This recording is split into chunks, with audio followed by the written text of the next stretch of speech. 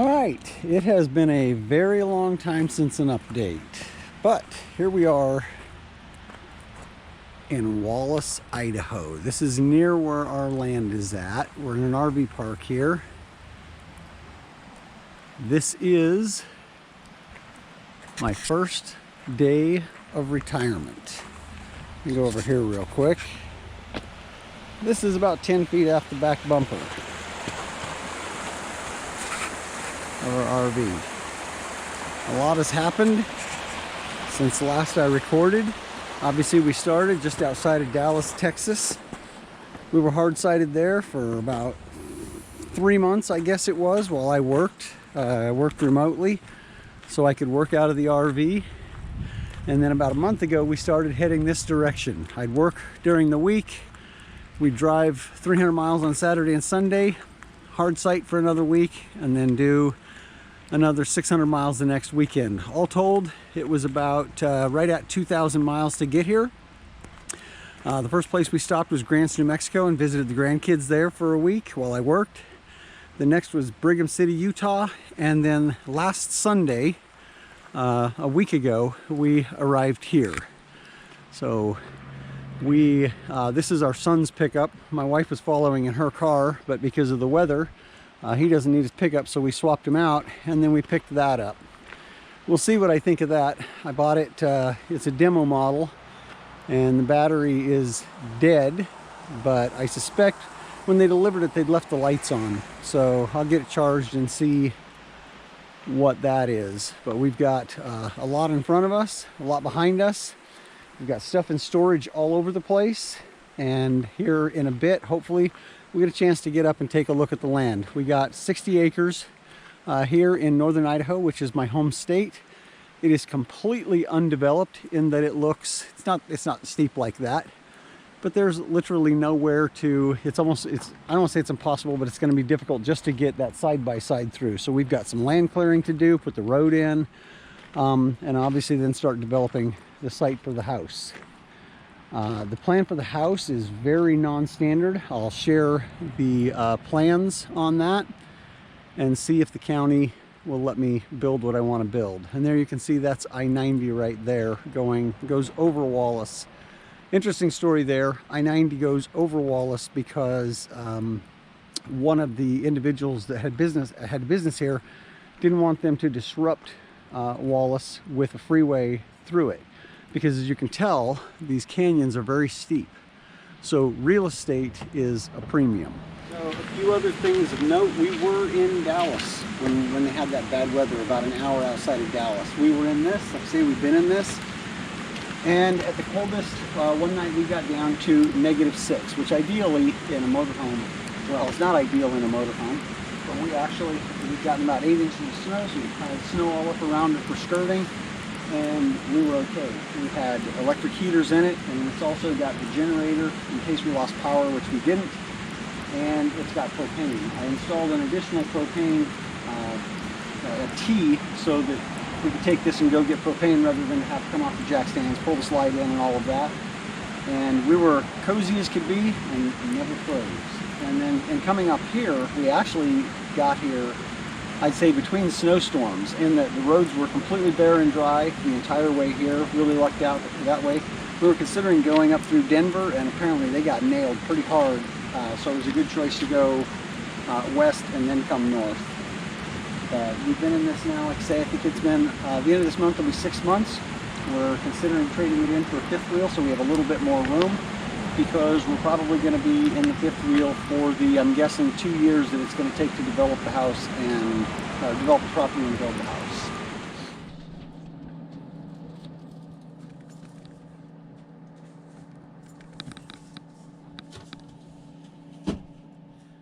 All right, here's where we start. Land starts back about there somewhere. There's a skidder trail there, and then goes up and around this corner. We're going to start by clearing out some of those skidder trails so we can go in there with a side-by-side. Alright, we started clearing out this old skidder trail into here.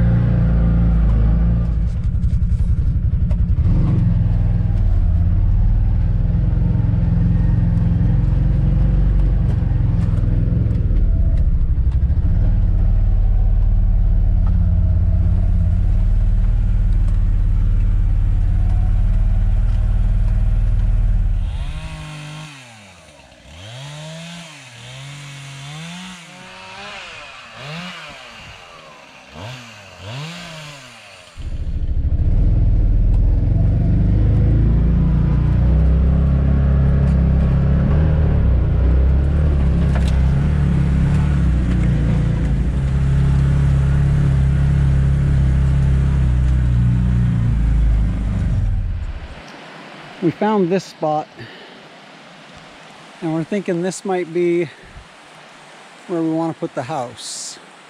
This is fairly level right here, which for this area is very rare. Maybe build the house, shop here into that mountainside or hillside, and then the house here. Still figuring out how to bring the road in. Don't really want, there's a skidder trail up on the top up there, but coming down off of that hill would be pretty steep because the property line that separates us from the Forest Service is right up here.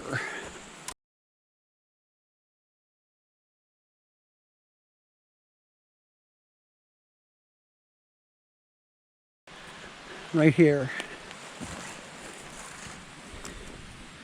So everything from here that way is BLM land. So we've got this fairly big level-ish clearing here. We'll have to see what this looks like in the summer, because this is definitely more than it had when we came and looked at it and bought it in December. Obviously we've got a lot of runoff here, but it doesn't dry up.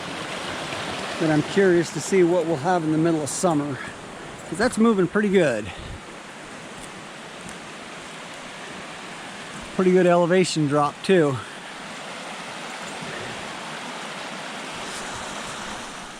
That is tissue tree. Last time we built, when we determined where the house was going to go, we hung a tissue on the tree, and much ado was made about tissue tree. So here we are again.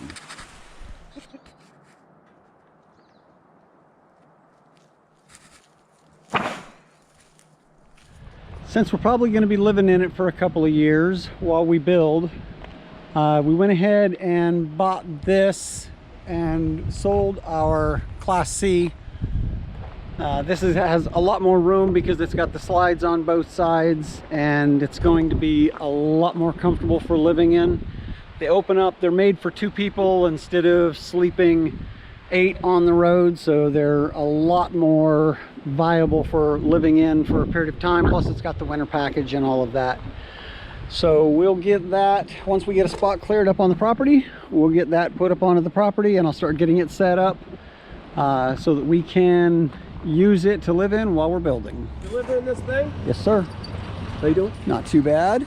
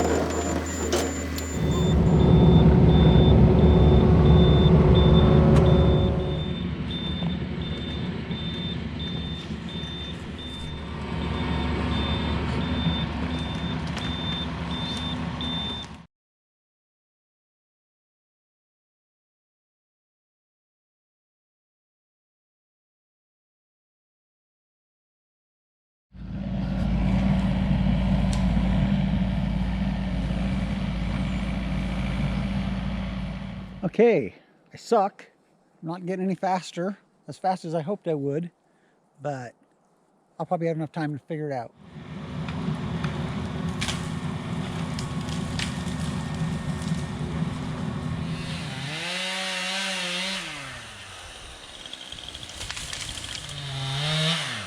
Yes, it goes.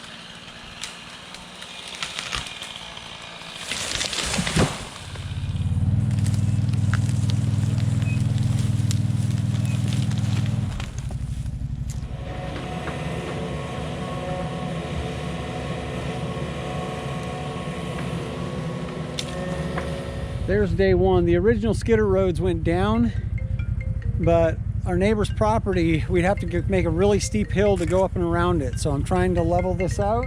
So we cut some logs there, took a bunch of trees out there, And I'm trying to make that level. So I'm just gonna go around the hill level. And then 2 more logs up there, whole bunch of brush and firewood. This is gonna be a lot of work. Day 2, we got a late start. Had some big trees to take out and had to dig up the stumps. I got to bring that down a little bit, get it smoothed out, but not bad progress.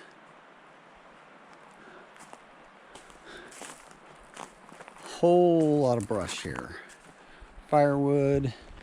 And this side-by-side does a really good job of skidding pretty good sized logs. So today, I got a thumb for this, and there's a plate that has to be welded here, but first I got to put the thumb on so we can figure out where the plate's going to be. And then I'm going to weld some hooks onto here for logging chains to pull logs out, things like that. So I won't bore you with the details. I'll probably show you when it's done. Okay, I got the board on and tied up for the first weld.